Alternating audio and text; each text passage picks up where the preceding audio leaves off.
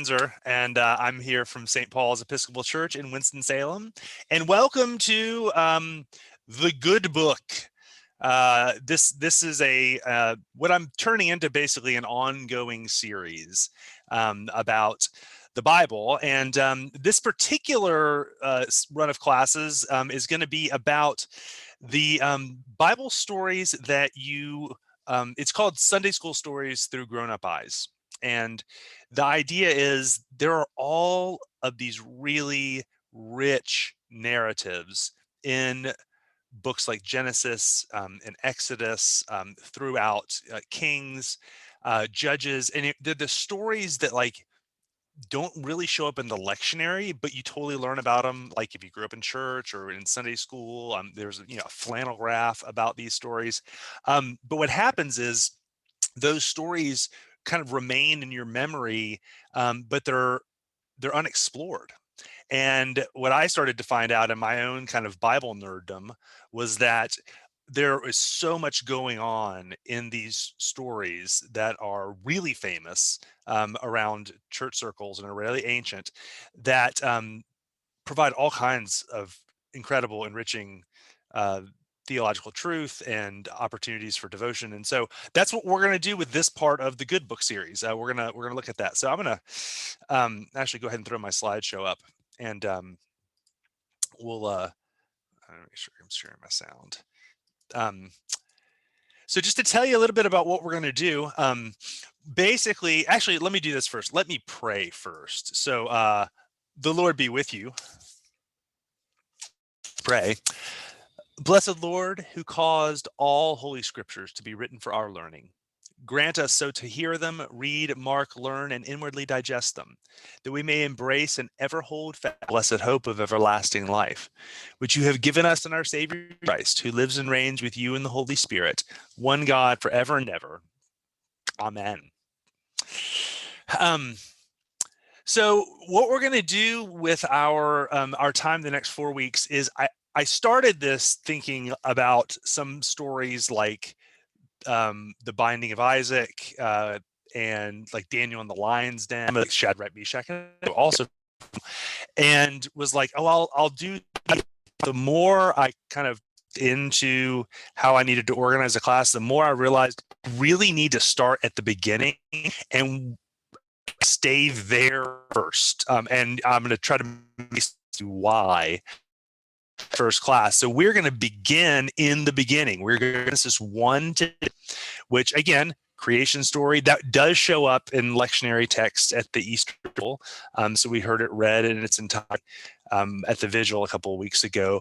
But I want to show you some things that are going on in Genesis 1 that really influence the rest of the Bible, particularly the Torah.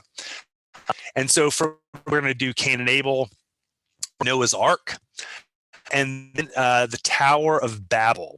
We're going to stop. So we're going to kind of do this tour of the first 11 chapters of Genesis. Sarah says I'm glitching. Yeah, I'm so sorry. Is it possible for you to just do a full screen and turn off your camera to maybe increase your bandwidth? Yeah, I'm so sorry, everyone. My computer little screen here. I mean, it's not 100% gone, but it's definitely, we're catching like every other word. That's not going to do. It's definitely not going to do. What I'm able to do is, let me think. Sarah, tell me if I keep glitching. What I could also do is use my phone. Sure.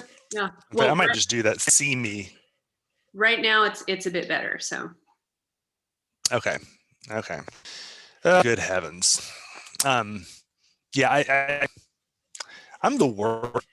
Like, why am I even in charge of anything? I can't get my act together here. Let me log in here and show you me. All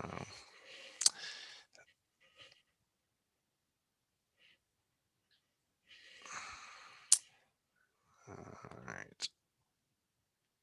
Well, while you are working on that, I might just kind of jump in and offer a reflection that a lot of these passages of scripture that Dixon is going to talk about are ones that we hear really in the Easter Vigil. Like that's one of the places where they turn up a lot.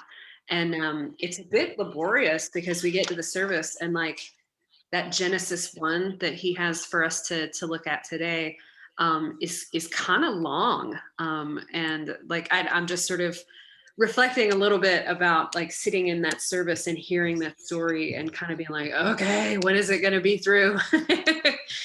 Because in Genesis, there's such an attention to detail.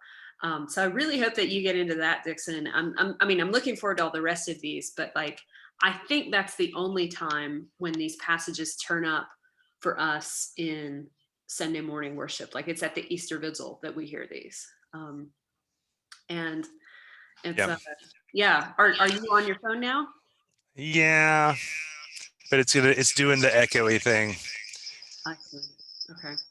I'm just gonna charge through on the computer, and if it gets bad, then we'll figure something else out.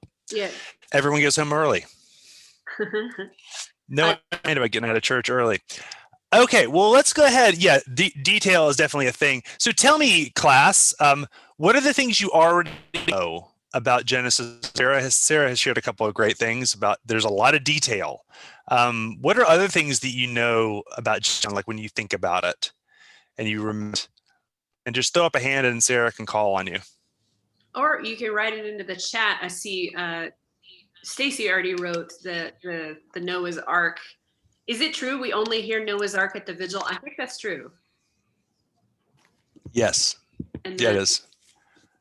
And okay, so we have Stacy's reflecting back on Genesis 1 that there are multiple versions of some stories from different sources. Oh, that's very astute. Yeah. Jocelyn also says there are two stories. And Elizabeth Allen says that in Genesis, "it was good" is quoted over and over again. Yeah. Good. Good. We're going to talk about all of those things. That's excellent. Well, what I want to do is I want to read it. And we're going to notice what are the things that stick out to you? What are the things that are troubling or offensive? What questions does it evoke for you? And we'll go from there. So here we go. Genesis 1. Uh-oh, I can't see it. Man, I'm really like the least professional person in the room right now. I'm telling you guys. All right. In the beginning, when God created the heavens and the earth was formless and void, and darkness covered the face of the deep, while a wind from God swept over the face of the waters. Then God said, "Let there be light." And there was light. And God saw that the light was good. And God separated the light from the darkness. God called the light day, and he called the darkness, he called night. And there was evening and there was morning the first day. And God said, "Let there be a dome in the midst of the waters, and let it separate the waters from the waters." So God made the dome and separated the waters that were under the dome from the waters that were above the dome. And it was so. God called the dome sky, and there was evening and there was morning the second day. And God said, "Let the waters under the sky be gathered together in one place, and let the dry land appear." And it was so. God called the dry land earth, and the waters that were gathered together he called seas. And God saw that it was good. Then God said, "Let the earth put forth vegetation, plants yielding seed, and fruit trees of every kind on earth that bear fruit with seed in it." And it was so. The earth brought forth vegetation, plants yielding seed of every kind, and trees of every kind bearing fruit with seed in it. And God saw that it was good. And there was evening and there was morning the third day.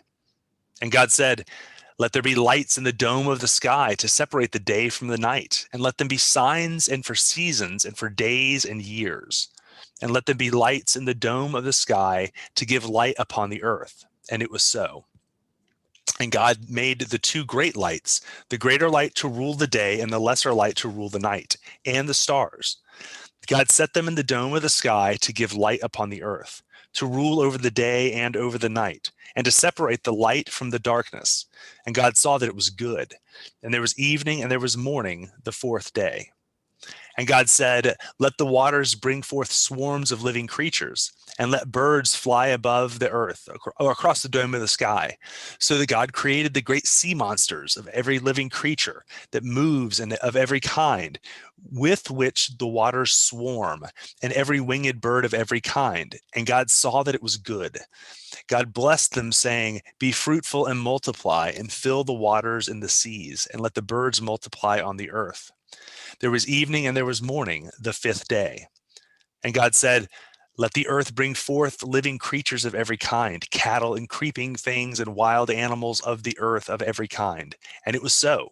God made the wild animals of the earth of every kind, and the cattle of every kind, and everything that creeps upon the ground of every kind. And God saw that it was good. Then God said, let us make humankind in our image, according to our likeness. Let them have dominion over the fish of the sea, and over the birds of the air, and over the cattle, and over all the wild animals of the earth, and over every creeping thing that creeps upon the earth. So God created humankind in his image. In the image of God, he created them. Male and female, he created them. God blessed them, and God said to them, be fruitful and multiply, and fill the earth and subdue it, and have dominion over the fish of the sea, and over the birds of the air, and over every living thing that moves upon the earth. God said, see, I have given you every plant yielding seed that is upon the face of the earth, and every tree with seed in its fruit. You shall have them for food. And to every beast of the earth, and to every bird of the air, and to everything that creeps on the earth, everything that has the breath of life, I have given every green plant for food. And it was so. God saw everything that he made, and indeed it was very good. And there was evening and there was morning the sixth day. Thus the heavens and the earth were finished in their multitude. And on the seventh day, God finished the work that he had done, and he rested on the seventh day from all the work that he had done. So God blessed the seventh day and hallowed it, because on it God rested from the work he had done. These are the generations of the heavens and the earth when they were created. The word of the Lord. Thanks be to God.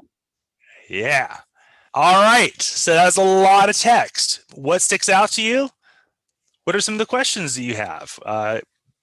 Was there anything offensive? I don't know if this one is as offensive as others. Tina wrote in the chat box a question about, to whom did God tell these details so that they could be written down? Yes. Yeah. Yeah. So already, right, questions start to surface about like, wait, what kind of story is this? Right. And like we might read it and make assumptions about what a story about beginnings is supposed to include that the authors of Genesis may not care about. They may have a very different thing that they're doing. And some of the questions that we have, they might not be interested in answering. Yeah. What else? Oh, so many interesting reflections. So Jocelyn noticed that water existed before creation began. Ooh. Yeah. Nancy Montgomery said that the process was sequential and orderly, and yet wildly creative. Yes. It says that it is troubling where there is a reference to, quote, dominion. And then Jocelyn notices that God refers to himself as we. Yeah, good call, Jocelyn. That was an interesting detail for me too. And then Jack Scruggs says, why do some people think that evolution is in conflict with this story? We could just have a whole class just on these reflections, I think. I know. I love it so much. Yeah. Yeah. Such good reflections. Let me say a couple of things about a few of those, and then we'll get to actually some of the others as we move along. So definitely, like the thing that you realize out of the gate with Genesis is that we're dealing with a different kind of story than, again, a newspaper account of how the world was created It's not a science textbook. It's also not something that's very much interested in the concept of history as we understand it. Part of what happens when you read texts like any of the ancient texts in the Bible, particularly one like this, is that it basically challenges you to say, why do you assume that Western modern questions about history and science are the most relevant questions for a story about beginnings, right? It's what C.S. Lewis calls the chronological snobbery of the Enlightenment. We assume that our questions are the best questions, and that it ends up being why both the fundamentalists that think that Genesis 1 is supposed to be like a literal camcorder history of how the world started and like a 6,000-year-old Earth, because you like crunch the numbers and do the math on all the genealogies. Both the fundamentalists and the people that say, look, this is an ancient, backward way, primitive understanding of the world before science. Now we have science. We know that evolution is true. And so we need to throw something like this out because this is clearly not helping anybody, right? Both of those sets of people are bringing the same set of assumptions to what they think Genesis 1 is supposed to be talking about. They both think that it's supposed to answer modern scientific questions about the origin of the universe. They both are like, if it doesn't talk about Einstein, it's not true. Or it does talk about Einstein, or here's how it talks about Einstein.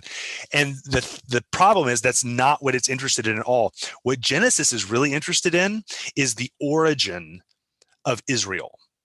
That's what Genesis really cares about, because actually all of Genesis is a prequel to the Exodus. The Exodus is the main event, and Genesis is basically the prequel.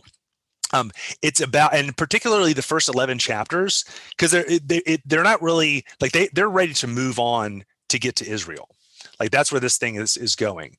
But the first 11 chapters in particular are kind of about the mythic dimension of like, why is the world the way it is? And what is most true with regard to this world that we live in and inhabit with God? Like, what is the fundamental nature of human beings and their relationship to the creation and to God? And why is God worthy of worship? These are the questions that Genesis seems really, really interested to get to. So one of the things we will do is we're going to start to try to look at a story like this through ancient eyes. I'm going to try to see it as it was written by those early authors and to whom it was written and what was going on when it was written, right? If I could see your faces, I would say, how many people read Animal Farm, like in high school? Do you guys know the story? Yeah, totally. I remember reading that in social studies. Animal Farm, it's a classic. But like, it's essentially an allegory, right, for communist Russia. And kind of totalitarianism. But if you didn't know that Animal Farm was written in 1945 about what was going on in the Soviet Union at that time, or Russia, then you would think, well, I don't know, it's just kind of a fun story about talking animals. And if you only thought that it was about talking animals, you would like miss the point of Animal Farm. And that's kind of what's going on in Genesis as well here. So just by way of some context, I want to talk about context and I want to talk about design. Okay. So first, let's do context. Basically, the story of Genesis, the creation account that we just read, it starts to get really interesting when you think, when was it written down? Okay. And that's important because this story from Genesis existed in oral tradition for a long time. There's kind of evidence that some of the things that became the Hebrew scriptures were getting passed around as early as the time of King David and King Solomon, things like the Psalms. But really, it's not until Babylon takes Israel over and drags them into exile in Babylon that these stories start to get written down. Because what you've got a people that are like, we are the people who have a God that lives with us in the temple, and we have land, and we are a nation, and now we don't have a temple. It's been destroyed. We're living in a foreign land, being told to worship foreign gods, and we don't even belong here. Who are we? And so there's this like national trauma that the people are, because they're like, God's abandoned us. God has left us. And that trauma informs how these oral traditions end up getting codified when they're written down. Like they write the trauma into the stories, right?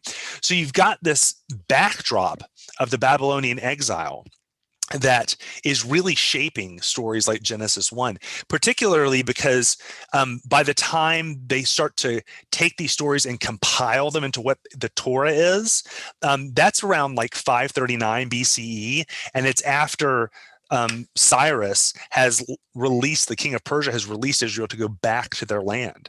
So they're aware of what has happened, and they're writing into their kind of myths like this, like a creation myth, or into their histories, like invitations to learn from the mistakes of the past. So it's like, and also I would say in there, think about too, like you've got basically a bunch of, they're not even immigrants, they're like prisoners of war, but they're like immigrants living in a foreign land, and Babylon is like a superpower. They're an empire. And you've got all these Hebrew parents that have kids that were born in Babylon. And they want their kids to know their language and their stories, and not to be enamored with the gods of Babylon or the wealth of Babylon. And so the stories of the Hebrew Bible start coming together, again, as a way for parents to inform their kids about their culture. Like there was a sense of like protection. They're like, we had to protect who we are, and these stories are who we are. Now, when we get to, see, there's Babylon. So one of the things that you see going on is in this story is God doing a lot of separating stuff. Did you notice that? There was like, at first there was like just the waters of chaos, and then the waters of chaos are separated, land or the waters above and waters below. And literally it talks about the vault or the dome, like the picture in the ancient world of what this space is that we're living on right now.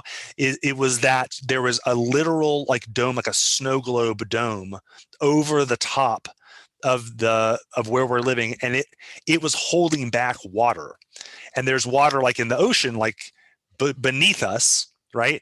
And both are blue. And so the assumption was that waters were kind of underneath and overhead. And this creation was an act of separation in those chaotic waters to create something new. And then that separation continues, right? With like light and dark, land shows up in the water. And that's the notion of separate is where holiness comes from in these stories, because holiness is about distinction. It's about separation. It's part of why the Sabbath is holy. It's a different day. That seventh day is a different day than the other days. I'd ask you if that makes sense, but I can't see your faces, so I'm going to move on. And you can't see mine, because this is the best class ever. All right, so, but remember that notion of like a dome and separation as a way to talk about creation, because in the ancient world, that was kind of how people did it, okay? So has anyone ever heard of the Enuma Elish?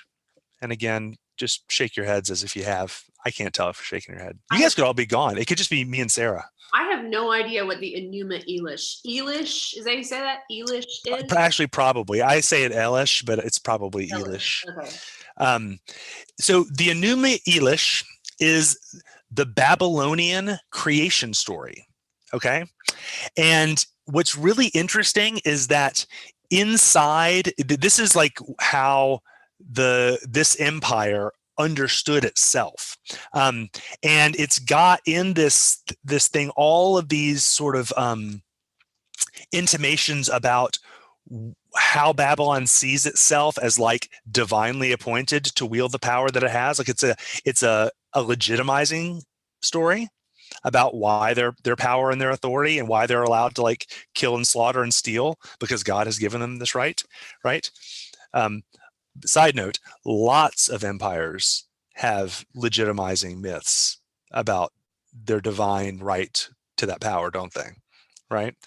But back on track. So one of the things that you find in these Hebrew scriptures is that when Genesis 1 gets written down, it's playing with the forms of the Babylonian creation myth. This is like how people told these stories back in the day. This is how creation has happened.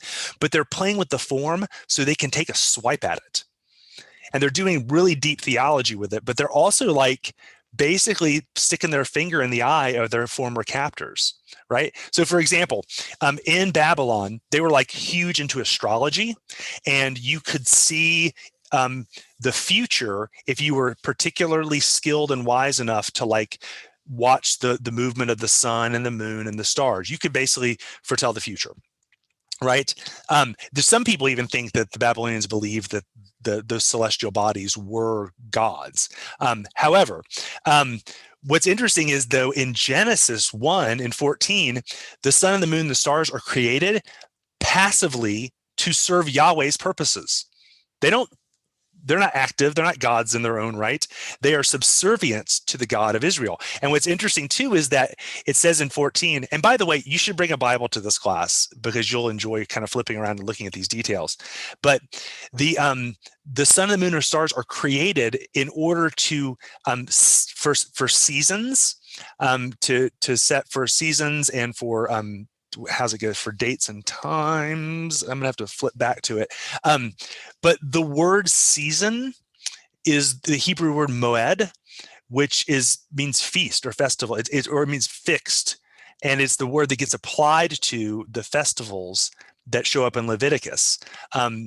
Like the reason that the sun and the moon and stars exist is not to let you know when to go to bed, or to be able to tell when it's day or when it's night. In Genesis 1, they exist to frame the liturgical life of a people. They exist to teach you how and when to worship Yahweh. That's a total like finger in the eye. Let me tell you who the real God is here, kind of move that they're doing in this. All right.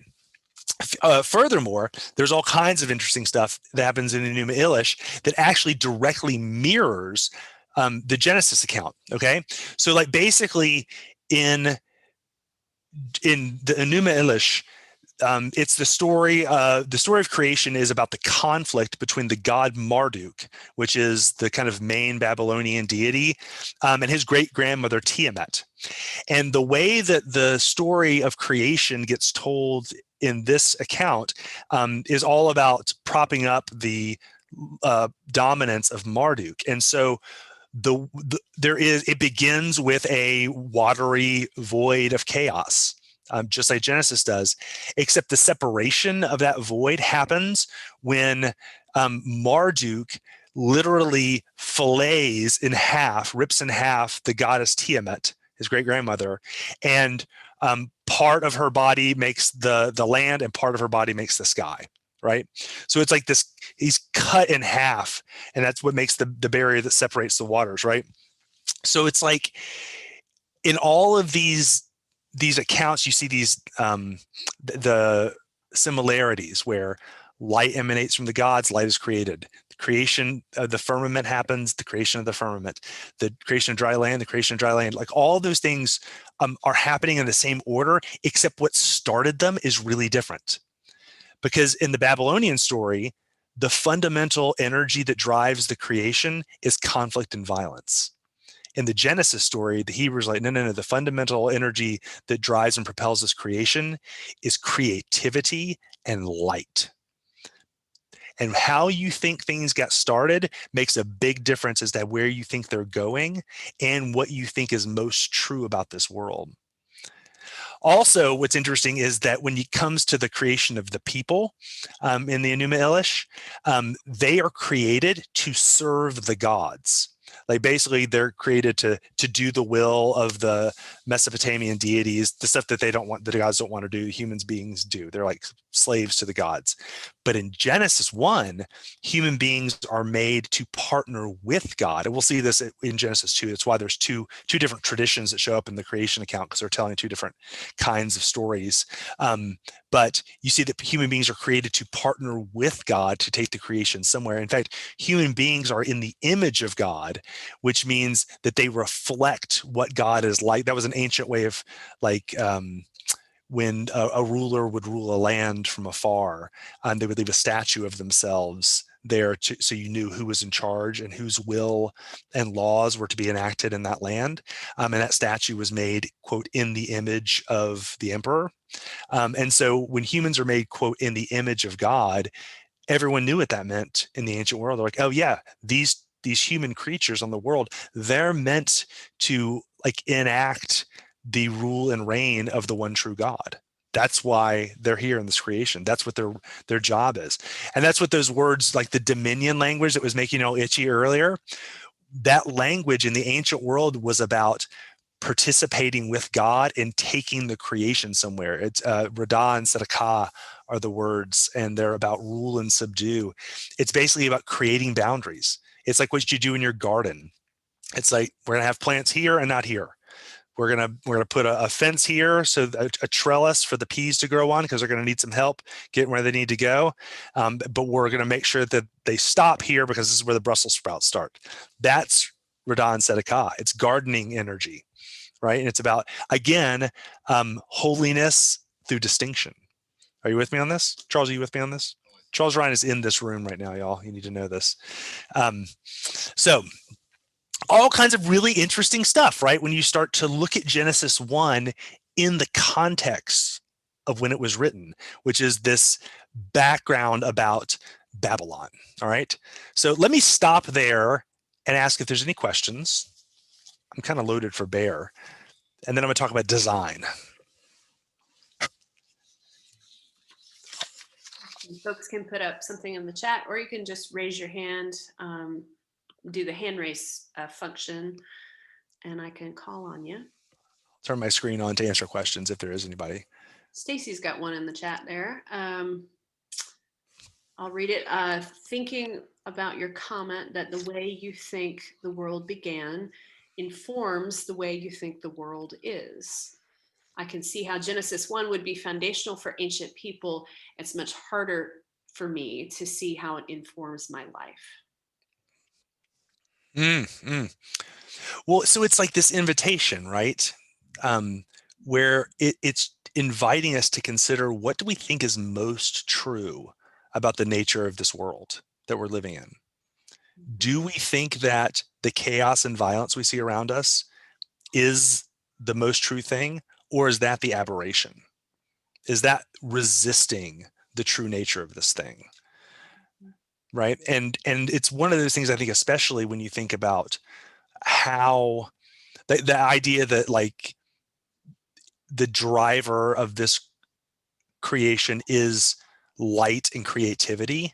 All of a sudden I'm like, oh, that's actually good news, because man, we don't see that all the time. And I'll tell you what, the authors of Genesis sure as shooting didn't see that all the time. Like, they're sitting in Babylon, like they're prisoners of war living in a foreign land. They've lost their culture. They're trying to desperately to hold on to their identity. They've been brutalized. They've seen their people murdered, their temple destroyed. They knew from darkness. Mm-hmm. Yeah. And that's one of the things that's so compelling about this story and how it functions. And Joyce is observing very similar to kind of what you're kind of talking around, which is what sticks out is that God made man in his own image. In his own image we were created.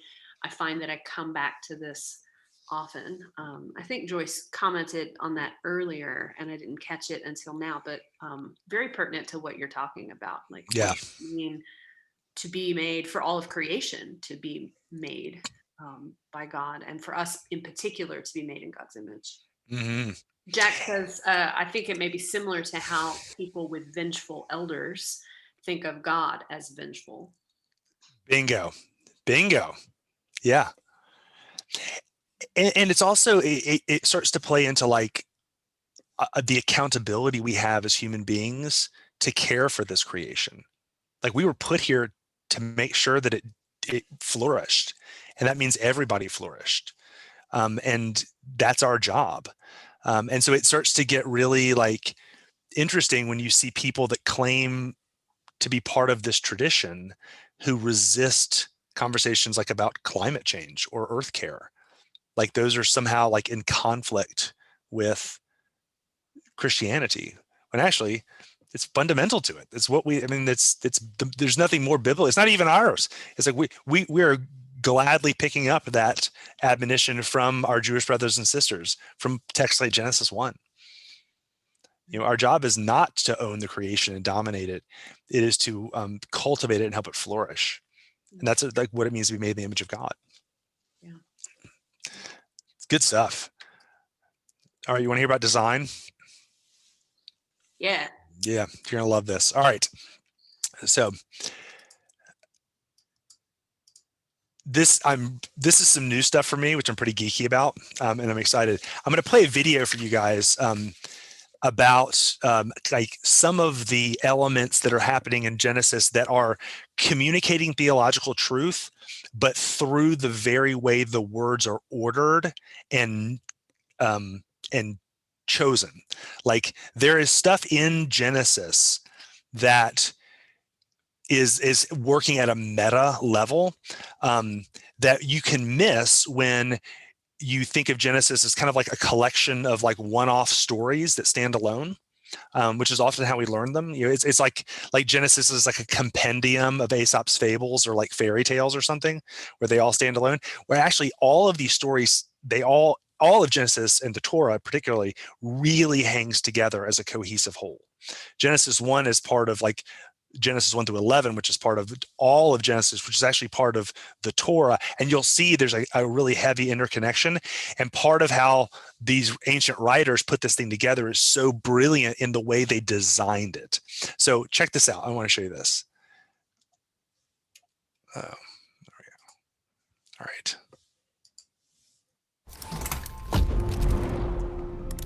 Can you hear this, Sarah? Yes, it's working great. The first book in the Bible is called Genesis. And we're going to look closely at the first page of the book of Genesis. It's a carefully crafted narrative about God creating and ordering the whole cosmos. Okay, let's check it out. Now, the opening line of the whole Bible is, "In the beginning, God created the skies and the land." Now, your Bible translation might say the heavens and the earth. In biblical Hebrew, the word for heaven refers simply to the sky above. And the word for earth does not mean globe, but rather the land. The ground below us. Right. This line is summarizing what's going to happen in the following narrative, which starts in the next line. And it reads, "Now the land was wild and waste." This phrase rhymes in Hebrew. The land was tohu vavohu, which means unordered and uninhabited. This is the ancient way of talking about the pre-creation state, what we might call nothingness. For the biblical authors, non-existence means having no purpose and no order. And the next line uses another image to say the same thing. And darkness was on the face of the deep abyss. What's the deep abyss? Yeah, it's a dark, chaotic ocean. It's another common way the ancients described the non-reality that preceded creation.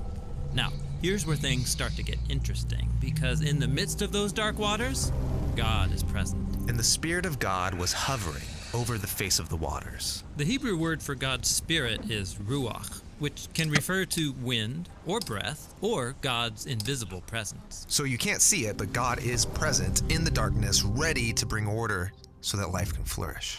Yes, and this ordering happens in a series of 6 days. Each day begins with the phrase, "And God said," and then ends with the phrase, "And there was evening and morning." Yeah, every day addresses those problems introduced in verse 2, that there's no order and no inhabitants. So on days 1 through 3, God splits apart that unordered darkness into 3 ordered realms. Then, on days 4 through 6, God fills the uninhabited wasteland with creatures. Interesting. Let's see how that works. Okay, so the first realm of order begins with light on day 1. Ah, yes. Let there be light. This is God's own glorious light that fills and contains the darkness as he separates day from night. God's establishing the order of time. Okay, and then on day 2, let there be a vault between the waters to separate water from water. What's the vault? In the ancient culture of the biblical authors, the sky was perceived as a solid dome that holds back waters.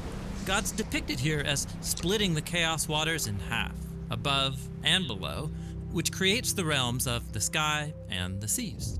And then on day 3, let the waters under the sky be gathered into one place, and let dry ground appear. God is establishing the realm of the land, and it emerges out of the chaotic waters. And then there's a bonus creative act on day 3. God invites plants and fruit trees with seed to emerge out of the land. Okay, so we've got the realms of time, the realm of the sky and the seas, and the land. And they all have order. Right. Now, it's time to go back and fill these realms of days 1 through 3 with inhabitants. This is what happens on days 4 through 6. So in day 4, let there be lights in the vaults of the sky. God installs these lights, the sun, moon, and stars, as signs and symbols that reflect God's own light. He gives them his own royal power to separate day and night. Then on day 5, let the waters swarm with living creatures, and let birds fly above the land. Yeah, these are the creatures that live in the waters below, and those that fly near the waters above. Then finally on day 6, let the land produce living creatures. They emerge up out of the ground to live on the land. And then, 3, God makes a special land creature, human, or in Hebrew, Adam. Then God provides all of those plants from day 3 as abundant food. Now, over and over, God says what he created was good. But then after making humans, God says that it is very good. Yes, humanity is the climax of days 1 through 6, and their importance is explained in the first poem in the Bible. So God created humanity in his own image. In the image of God, he created them. Male and female, he created them. So humans come up from the ground like the other land creatures, but they're also more. They're God's image, which means that together, men and women embody and represent the Creator within his creation. God blessed them and said, "Be fruitful and increase in number, fill the earth and subdue it, ruling over the creatures." This is the purpose of being God's image, to oversee creation as God's partners and representatives in the world. Very cool. Now, after the 6 days, we get a concluding line that links back to the key words of the opening line. And so we're completed, the skies and the land, and all their inhabitants. Except there's one more day. It stands outside the pattern of days 1 through 6. It's the big climax. And God completed on the 7th day the work which he had done. And he rested on the 7th day from all the work which he had done. And God blessed the 7th day and set it apart as holy. So God rests on the 7th day. This is a standard biblical image where God, after ordering the cosmos, comes to rest and dwell in his sacred space. It's like the whole world is a holy temple where God lives with his people. Now that phrase, "there was evening and morning," it doesn't appear on day 7. That's right. The 7th day has no end. That's because Genesis 1 is describing God's ideal vision for the whole cosmos.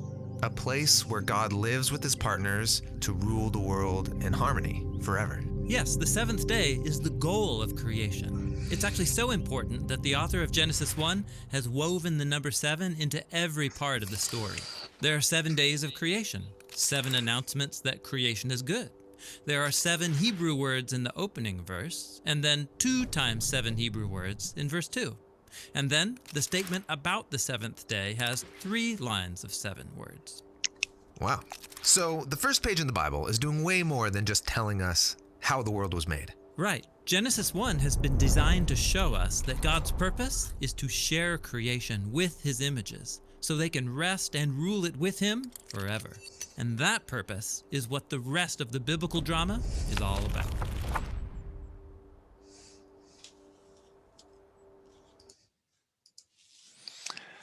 All right.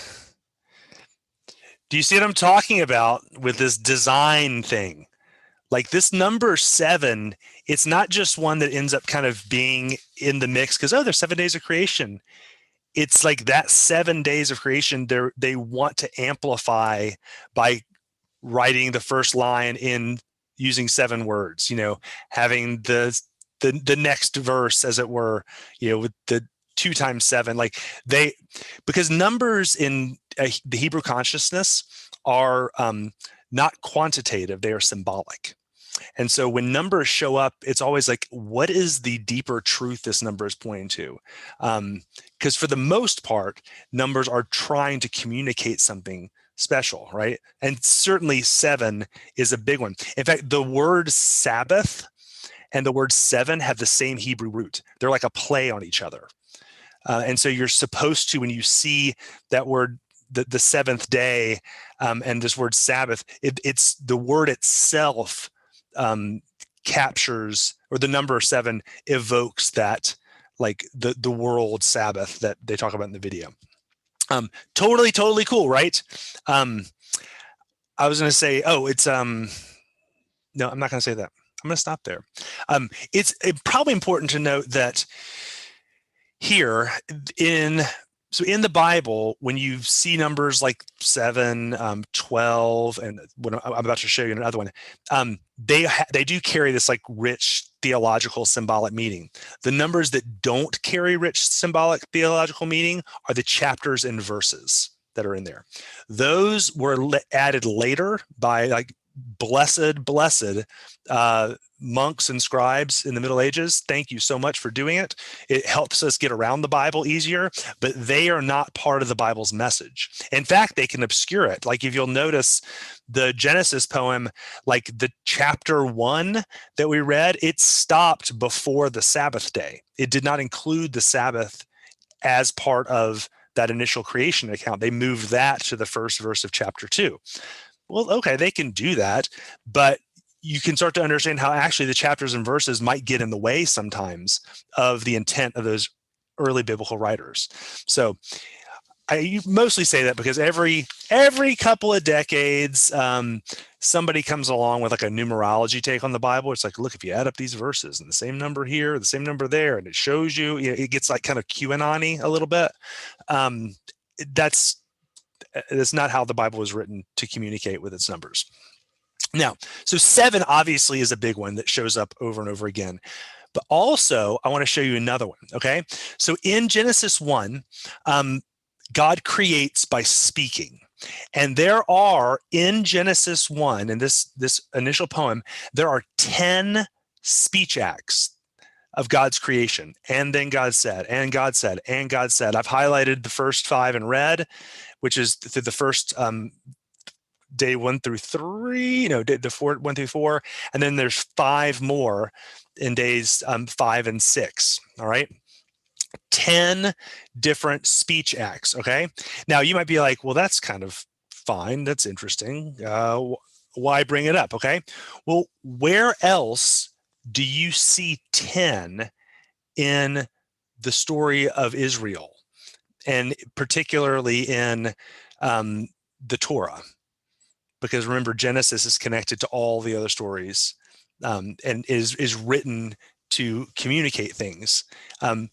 Just in the chat, where else do you see 10? 10 Commandments. Yeah, 10 Commandments. Where else do you see it? How many plagues are there in Egypt? Yeah.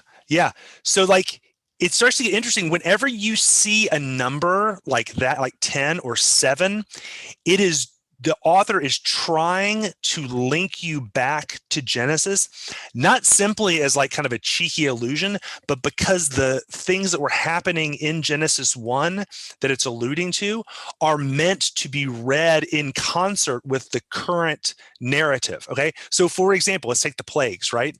There's 10 plagues that Yahweh uses to free Israel from Egypt, right? With the final one being the death of the firstborn and the Passover, okay? Okay, what's interesting is all 10 of them mirror one of the 10 speech acts of God. And like some of them are like so interesting. Like for example, the 4th plague from Genesis 13 is the locusts, right? The locusts came upon the land of Egypt and settled on the whole country of Egypt. Such a dense swarm of locusts as had never been before, nor shall ever be again. Now listen to this. They covered the surface of the whole land so that the land was black, and they ate all the plants in the land and all of the fruit of the trees and all that the hail had left. Nothing green was left, no tree, no plant in the field in all the land of Egypt. So you compare that with Genesis 1:11, And God said, let the earth put forth vegetation, plants yielding seed, the fruit trees of every kind of the earth that bear fruit and seed within it. It's all the same vocabulary, isn't it? The earth brought forth vegetation, plants yielding seed of every kind. Like they're using that. Or the best one is the 9th plague is the plague of darkness, right? Well, this is corresponding to God, the very first act of creation. The first speech act, God is, let there be light. But in Exodus, God says, let there be darkness. Like literally the Hebrew is, let there be darkness, right? So what's going on is that here, God, if the original 10 speech acts made the creation, the 10 plagues are God unmaking Egypt. God is uncreating the oppressive empire that is Egypt, right? How cool is that? Tell me that's not cool. That's super, super cool, right? Furthermore, thank you. Somebody gets it. Okay, but also you mentioned the 10 Commandments, right? And white Moses, Charlton Heston.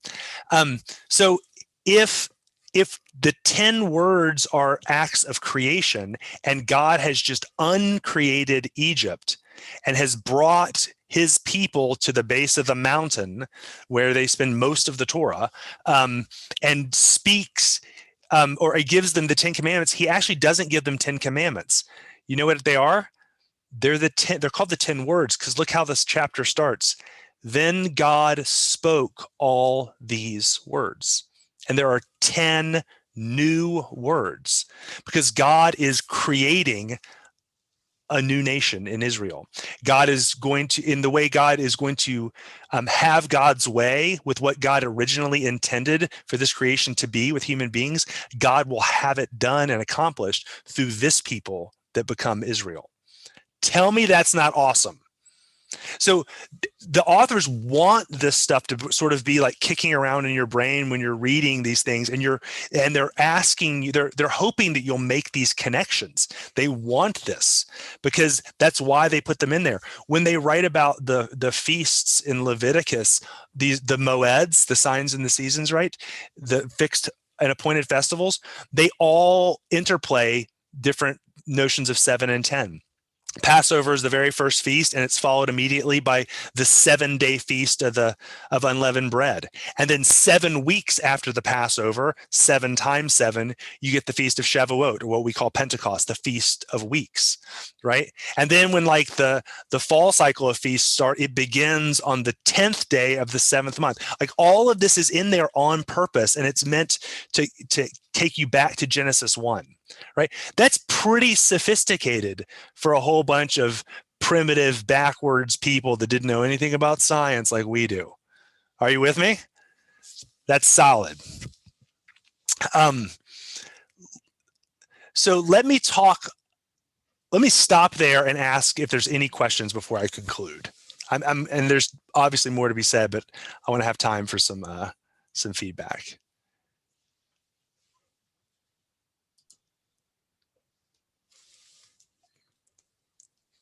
Anybody rising to the mic, Sarah? I'm not seeing anybody in the chat, or we don't have any hands raised. So I think folks are all right thinking about all the stuff you just shared. They're like, my brain hurts and I can't have this hour back. My brain explodes. It's a lot to take in. So I think we're all just taking it in. No, absolutely. Well, the last thing that I want to say then is certainly like Genesis 1 is kicking something off, and it's kicking something off that is connected to everything that's going to follow it. Like I didn't even mention, like the whole book of Genesis is divided into 10 sections, and those sections are all demarcated by the genealogies. We're going to do one of them, the Table of Nations, tomorrow or next Sunday. But like the thing that is Genesis 1 is not is it's not trying to be a camcorder history. They didn't care about history the way we care about it, which doesn't diminish its authority. It's doing something else, isn't it? It's also not meant to sort of be an abstract book of moral principles any more than like if you were to watch like The Lord of the Rings and stop the movie after every scene and be like, how does this apply to my life? Like, it's meant to be taken firstly as the whole that it is, the whole thing together. And it's trying to say these really important things about God. And I would like to think that after a conversation like this or a class like this, if someone came up to you and was like, well, look, we can't believe in this nonsense creation story in Genesis because look, it doesn't even talk about the dinosaurs, and we know that the dinosaurs were here, and it doesn't talk about them, right? That you would have different things that you might be able to share, and you would say, oh, you might be asking the wrong question about this thing. Nevertheless, I want to give you something to think about that you can take personally from this, and that is the fact that when God creates in Genesis 1, everything is named good. It is a good earth. It's the waters, the light and the dark are good, and human beings are made very good. Goodness is different than perfect. Perfect is a Greek category. Perfect is about kind of ultimately it becomes about kind of Aristotelian, metaphysical archetypes, about like the very, very best ideal version of something. But the thing about perfect is it's a static category. Perfect is all the boundaries are, it's perfect. It can't be is what it is, and that's perfect. When God creates the heavens and the earth, they are not created perfect in Genesis 1, and especially Genesis 2. They are made good. Good is a dynamic category. Good is this creation was made to be taken somewhere by God working with people. Good is developing. It's like, ooh, what do you think we could do with this? It's a creative place. Good is a place where there's all kinds of possibilities that haven't yet been discovered. And part of how God made this world is for us to discover them with God. So for anybody out there that feels like they can't get it right and they make mistakes, maybe you're frustrated with yourself that you're not yet complete, welcome to your goodness.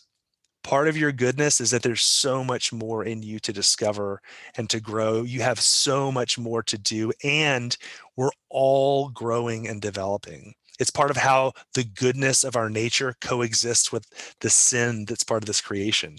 God's like, oh, I can redeem that. I got that. So may you go forth this week embracing your goodness and trusting that there is nothing more true and powerful in this world than love and light and creativity, because that's what undergirds the whole thing. Amen.